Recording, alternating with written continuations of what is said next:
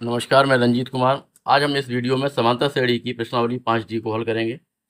प्रश्नावली 5D का पहला प्रश्न है, उस समांतर श्रेणी का सर्वांतर ज्ञात करो जिसके पहले 25 पदों का योगफल 1000 और प्रथम पद हमारा 10 है। यानी समांतर श्रेणी का प्रथम पद हमें 10 दिया है और 25 पदों n बराबर कितना दिया है 25 s 25 यानी 25 पदों का योगफल दिया है 1000। हमें उसका सर्वांतर d निकालना है। तो लिख देंगे माना सर्वांतर d सर्वांतर बराबर d। सर्वांतर बराबर d हमें ज्ञात करना है।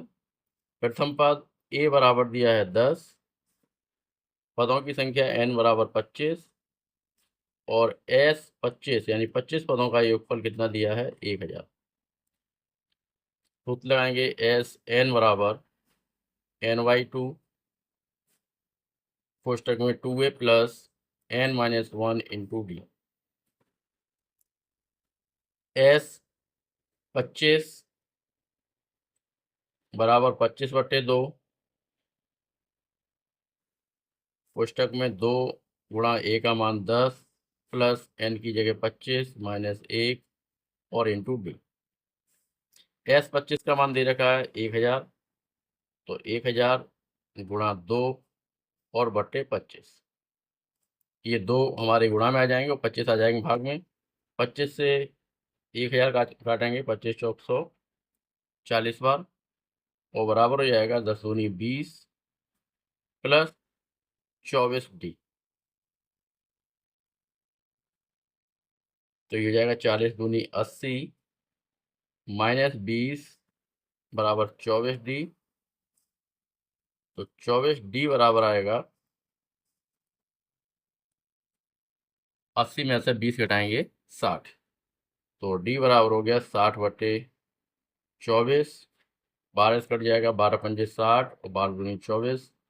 डी का मान आएगा 5/2 यानी श्रेणी का सर्वांतर निकला 5/2। प्रश्न नंबर 2। प्रश्न नंबर पहले की तरह है हमारा, जिसमें 3 पदों का योगफल 1025 दिया है। पदों की संख्या n बराबर 30 दे रखी है। प्रथम पद 5 और सर्वांतर डी ज्ञात करना है।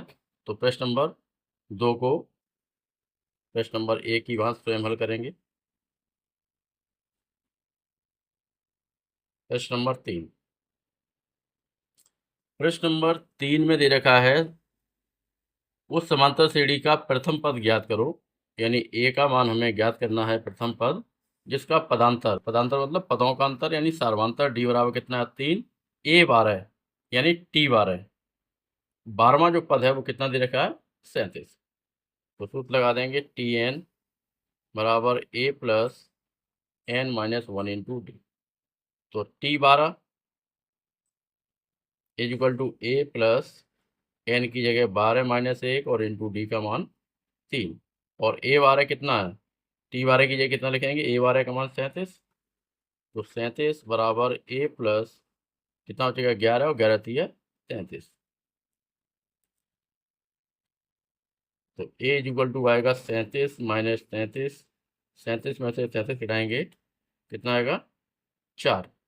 यानी श्रेणी का जो प्रथम पद है वो कितना आया 4। तो यहाँ लिख दें प्रथम पद बराबर 4। प्रश्न नंबर 4 में दिया है 60 से 120 के बीच, यानी 60 और 120 के बीच की सभी विषम संख्याओं का योगफल ज्ञात करना है। तो यहाँ लिख देंगे 60 और 120।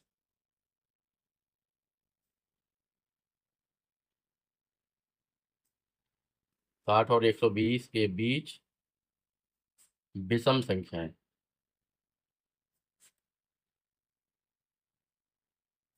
60 और 120 के बीच की 60 और 120 के बीच की विषम संख्याएं होंगी हमारी 61, 63, 65 एंड सो ऑन, लास्ट में 119। श्रेणी का प्रथम पद होगा हमारा 61। सार्वंतर डी बराबर होगा 63 में से 61 घटा देंगे, कितना 2। और nवां पद कितना 119। तो सबसे पहले nवां पद या इसे हम अंतिम पद एल भी लिख सकते हैं। तो सबसे पहले हम पदों की संख्या निकालेंगे, उसके बाद जितने पद हैं उन सभी का योग निकालेंगे। तो सूत्र लिखेंगे टी एन बराबर A plus N minus one into D. तो 119 बराबर 61 plus N minus one into D का मान कितना, 2। तो 119 माइनस 61 बराबर एन माइनस वन इंटू 2। 119 से 61 घटाएंगे तो ये बचेगा, 9 से 1 घटाएंगे 8 बचेगा, 11 में से 6 घटाएंगे 5, 58। 2 आ जाएगा बट्टे में बराबर एन माइनस वन। 2 का भाग 58 में जाएगा 29 बार, 1 इधर लेके आएंगे प्लस का हो जाएगा। तो एन इज इक्वल टू आएगा 29 और 1 30, यानी श्रेणी जो है उसमें पदों की संख्या कितनी है, 30। अब हम निकालेंगे विषम संख्याओं का योगफल। S N is equal to N by 2, कोष्टक में सूत्र लिख देंगे ए प्लस एल। अंतिम पद हमें दे रखा है 119, तो सूत्र लगाएंगे ए प्लस एल का। एस एन हमें निकालना है, यानी एस 30 इज इक्वल टू 30/2, कोष्टक में ए का मान 61 प्लस एल का मान 119 बराबर आएगा 15। 2 का भाग 30 में 15 बार, और गुणा 119 में 61 जोड़ेंगे कितना हो जाएगा हमारा 180। 15 का गुणा 180 में करेंगे तो 0, 15 8 120, 15 1 15 और 12 27। तो सभी विषम संख्याओं के योग आएगा 2700। प्रश्न नंबर 5 में दे रखा है केंद्र ए से प्रारंभ करते हुए बारी बारी से केंद्र ए और बी को लेते हुए त्रिज्याएं 0.5, 1.0, 1.5 और 2.0। R5 होगी हमारी 2.5, R6 हो जाएगी 3, R7 3.5। इस तरह से 0.5 हर त्रिज्या में, हर जो अर्धवृत्त बन रहा है उसकी त्रिज्या में बढ़ोतरी हो रही है। तो हमें क्या करना है, ये 13 क्रमांगत अर्धवृत्तों से बनता है। इसमें जो अर्धवृत्त बने हैं ये वाले ऊपर ये अर्धवृत्त और नीचे, ये कुल अर्धवृत्त कितने हैं, 13। 13 अर्धवृत्तों से एक सर्कल बनता है। तो सर्कल की कुल लंबाई ज्ञात करनी है। तो क्या करेंगे हम, पहले L1 लंबाई का जो सर्कल है इसके अर्धवृत्त की लंबाई निकालेंगे, और अर्धवृत्त की जो परिमाप होती है वो क्या होती है, पाई आर। पूरे वृत्त की परिमाप होती है 2 पाई आर, अर्धवृत्त की परिमाप कितनी होगी, 2 पाई आर। तो यहाँ लिखेंगे पहले अर्धवृत्त की परिमाप, पहले अर्धवृत्त की परिमाप बराबर पाई आर। तो पाई और इंटू आर का मान 0.5, यानी 0.5 पाई। दूसरे अर्धवृत्त की परिमाप, दूसरे अर्धवृत्त की परिमाप बराबर हो जाएगी, त्रिज्या कितनी है 1.0 पाई। तीसरे अर्धवृत्त की परिमाप, त्रिज्या हमारी है 1.5, तो ये जाएगा 1.5 पाई। चौथे अर्धवृत्त की परिमाप बराबर 2.0 पाई। इसी तरह से आगे 5वें, 6ठे और 7वें अर्धवृत्त की परिमाप। अब हमें क्या निकालना है, इन सभी का योग। तो इसमें जो पहला अर्धवृत्त है हमारा 0.5, तो जो पहला पद होगा हमारा श्रेणी का पहला पद हो जाएगा 0.5 पाई। डी का मान होगा 1.0 पाई से 0.5 पाई घटा देंगे, यानी दूसरे पद से पहला घटा देंगे तो एक में से आधा घटेगा तो 0.5 पाई बचेगा। और एन का मान हमारा कितना है, 13। 13 अर्धवृत्त है। अब हमें निकालना है इन सभी की लंबाई, टोटल लंबाई निकालनी है। तो S N is equal to N by 2, कोष्टक में 2a plus N minus 1 into D. तो एस 13 बराबर 13/2, कोष्टक में जाएगा 2 गुणा ए का मान 0.5 पाई प्लस एन की जगह 13 माइनस 1 और इंटू डी का मान 0.5 पाई। 0.5 पाई कॉमन आ जाएगा तो बराबर हो जाएगा 13/2 गुणा 0.5 पाई, हमने कॉमन निकाल लिया। कोष्टक बचेगा 2 प्लस 13 में इस एक घटाएंगे 12 और गुणा बचेगा 1, तो बराबर 13/2 गुणा 0.5 को लिख सकते हैं हम 1/2 आधा गुणा पाई का मान 22/7 सवाल में दिया है और कोष्टक में हो जाएगा 12 और 2 14, 2 से 22 कट जाएगा 11 बार, 2 से 14 कट जाएगा 7 बार और 7 से 7 कट जाएगा 1 बार, तो ये आएगा 13 गुणा 11 बराबर हो जाएगा 13 और 13 और 1 14, कितना आएगा 143 सेंटीमीटर। यानी जो सर्कल की लंबाई है, सर्कल की लंबाई बराबर आएगी 143 सेंटीमीटर। प्रश्न नंबर 6 का ए है, श्रेणी -8, -6, -4 एंड सो ऑन के कितने पदों का योगफल 52 है। तुमने मान लिया श्रेणी के n पदों का योगफल 52 है, यानी SN बराबर 52। प्रथम पद a बराबर -8, सार्वंतर d बराबर दूसरे पद से पहला पद घटाएंगे तो ये हो जाएगा -6 माइनस प्लस 8, कितना आएगा 2। हमें क्या निकालना है, n का मान ज्ञात करना है, पदों की संख्या लगाएंगे SN बराबर n/2 कोष्टक में 2a plus n-1 into D, तो SN का मान कितना है 52, 52 बराबर n/2 कोष्टक में 2 गुणा -8 प्लस n-1 इंटू डी का मान 2। SN का मान हो गया 52 बराबर n/2 कोष्टक में 2 गुणा a का मान -8 प्लस n-1 इंटू 2, तो ये जाएगा 52 बराबर n/2 गुणा 2 कॉमन कोष्टक में -8 प्लस n-1, 2 से 2 कैंसिल हो जाएगा, तो 52 इक्वल टू n कोष्टक में n-9 गुणा कर देंगे तो ये हो जाएगा n² - 9n। पक्षांतर कर लें तो n² माइनस का 9n, 52 पक्षांतर करके जाएंगे तो माइनस के 52 बराबर 0। 52 के खंड करेंगे 9 आना चाहिए, तो 52 के खंड हो जाएंगे 13 गुणा 4 और 13 में से 4 घटाएंगे कितना बचेगा 9, तो ये हो जाएगा n² माइनस के 13n प्लस के 4n माइनस 52 बराबर 0। n कॉमन कोष्टक में n-13 प्लस 4 कॉमन कोष्टक में n-13, गुणनखंड हो गए n-13 और n प्लस 4 बराबर 0, n-13 is equal to 0, n बराबर आएगा 13 और n plus 4 is equal to 0, तो n इज इक्वल टू -4। -4 असंभव हो जाएगा क्योंकि पदों की संख्या माइनस में नहीं होती है, तो हमारी श्रेणी में जो पद होंगे वो कितने होंगे 13, ये हमारा आंसर हुआ। प्रश्न नंबर 7 में दिया है, श्रेणी के 8 पदों का योगफल 64 है और श्रेणी के 19 पदों का योगफल 361 है, तो श्रेणी के n पदों का योगफल ज्ञात कीजिए। सूत्र लगा देंगे SN बराबर n/2 कोष्टक में 2a plus n-1 into D, तो SN यानी S8 कितना है 64, S8 इज इक्वल टू 8/2 कोष्टक में 2a प्लस 8-1 इंटू डी, 2 से 8 4 बार कट जाएंगे और 8 का मान कितना 64 बराबर 4 कोष्टक में 2a प्लस 7d, 4 से 64 कट गए 16 बार, तो 2a प्लस 7d बराबर आ गया 16, समीकरण नंबर 1।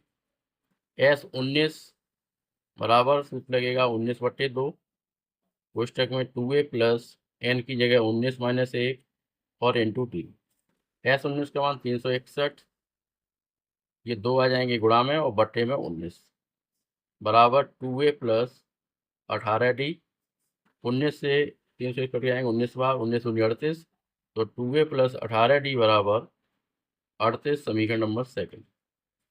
सेकंड समीकरण से हम फर्स्ट समीकरण को उठा देंगे तो 2a प्लस 18d बराबर 38 और 2a प्लस 7d बराबर 16, घटाने पर चिन्ह बदल जाएंगे 2a से 2a कट जाएगा, 11d बराबर 22, d बराबर आ जाएगा 2, 11 का भाग 22 में जाएगा 2 बार। d का मान समीकरण फर्स्ट में रखने पर तो 2a plus 7 into 2 is equal to 16। तो 2a बराबर हो जाएगा 16 माइनस 14 बराबर 16 में 14 घटाएंगे कितना हो जाएगा 2। a बराबर हो जाएगा 2 एकन 2, 2 का 2 में भाग जाएगा एक बार। अब निकालेंगे सीढ़ी के n पदों का योगफल। Sn बराबर ny2 कोष्टक में 2a plus n minus 1 into D बराबर ny2 कोष्टक में 2 इंटू ए का मान 1 plus n minus 1 into D का मान 2। ny2 इंटू 2 कॉमन निकालेंगे, कोष्टक बचेगा 1 प्लस n माइनस 1, 1 से 1 कैंसिल हो जाएगा, 2 से 2, तो ये आएगा n गुणा n बराबर n स्क्वायर। प्रश्न नंबर 8 में दिया हुआ है कि 200 लट्ठों को ढेरी के रूप में इस प्रकार रखा जाता है कि सबसे नीचे वाली पंक्ति में 20 लट्ठे, उससे ऊपर वाली पंक्ति में 19 लट्ठे और उससे ऊपर वाली पंक्ति में 18, फिर 17, एक एक लट्ठा कम हो रहा है। तो सबसे ऊपर जो लट्ठे हैं वो कितने लट्ठे रखे जाएंगे। तो हमने मान लिया सबसे ऊपर कितने हैं, ए लट्ठे हैं। तो हमारा जो प्रथम पद है,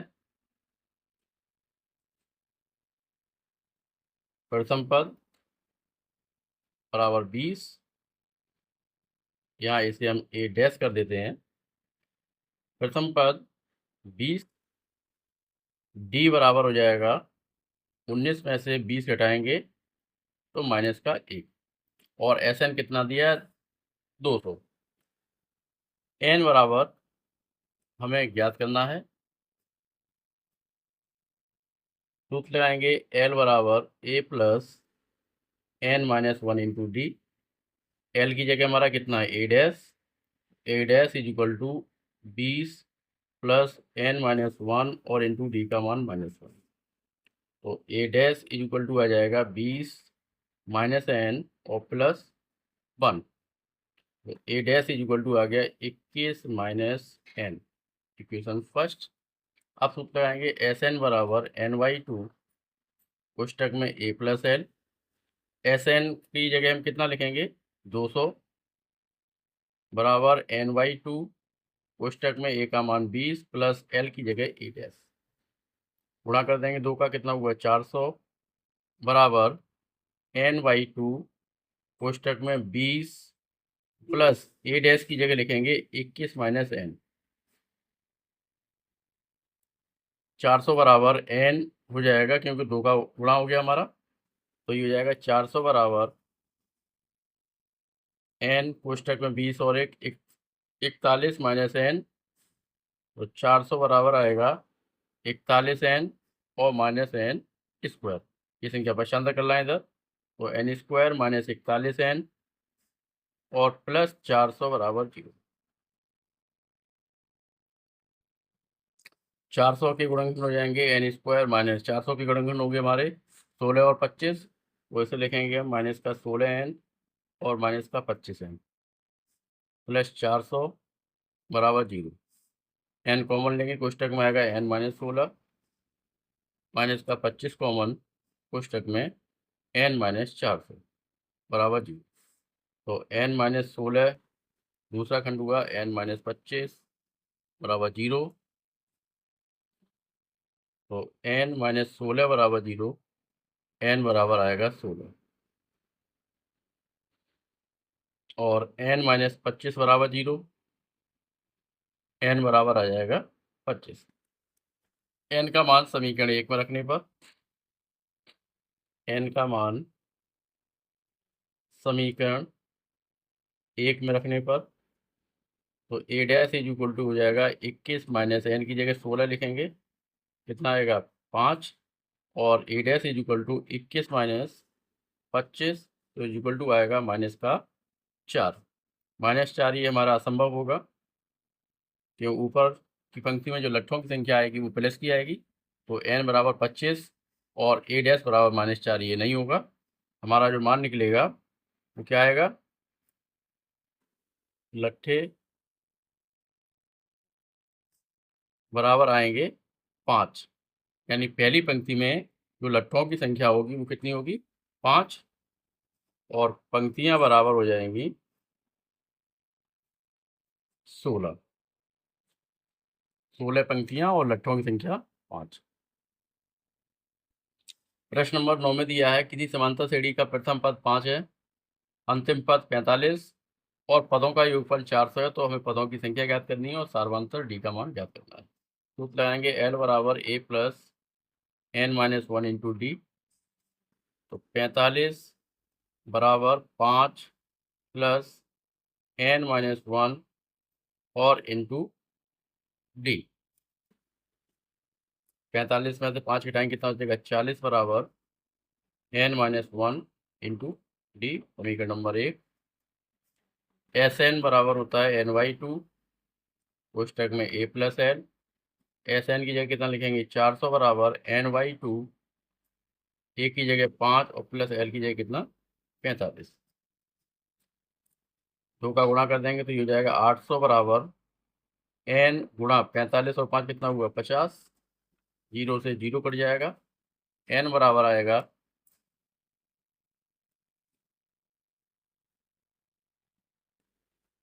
80/5। 5 से 80 कट जाएगा 16 बार, तो एन का मान कितना आया 16। एन का मान समीकरण 1 में रखने पर आएगा 40 बराबर एन की जगह लिखेंगे 16 माइनस 1 इंटू डी। तो 40 16 में से घटाएंगे 15/15 बराबर हो जाएगा डी। तो डी बराबर ये कट जाएगा 5 या 15 5 8 40। डी बराबर आएगा 8/3। डी का मान आ गया 8/3 और पदों की संख्या आ गई हमारी 16। प्रश्न नंबर 10। क्वेश्चन नंबर 10 में दिया है समांतर श्रेणी के प्रथम 22 पदों का योगफल ज्ञात करना है, जिसमें सार्वंतर डी बराबर 7 दे रखा है और 22वां जो पद है वो कितना 149। तो सूत्र लगाएंगे टी एन बराबर A plus N minus 1 into D. T N की जगह लिखेंगे 149 बराबर ए प्लस एन की जगह कितना 22 माइनस 1 इंटू डी का मान 7। तो 149 बराबर ए प्लस 21 गुणा 7। 149 बराबर आएगा ए प्लस 21 सत्ते 147। तो 149 माइनस 147 बराबर ए, यानी ए बराबर कितना आ गया 2। श्रेणी का प्रथम पद तो हो गया। अब निकालेंगे S22। S22 बराबर एन वाई टू कोष्टक में 2a plus N minus 1 into D बराबर एन की जगह कितना लिखेंगे 22/2 कोष्टक में 2 गुणा ए का मान 2 प्लस 22 माइनस 1 और इंटू डी का मान 7। तो बराबर हो जाएगा 2 से 22 कट जाएंगे 11 बार। 11 कोष्टक में 2 दूनी 4 प्लस 21 का गुणा 7 में करेंगे 147 बराबर 11 गुणा 147 में 4 जुड़ेंगे कितना हो गया 151। 151 में 11 का गुणा करेंगे 11 किन 11 11 पंजे 55 और 1 56 और 11 और 5 16। श्रेणी के 22 पदों का योगफल आएगा 1661।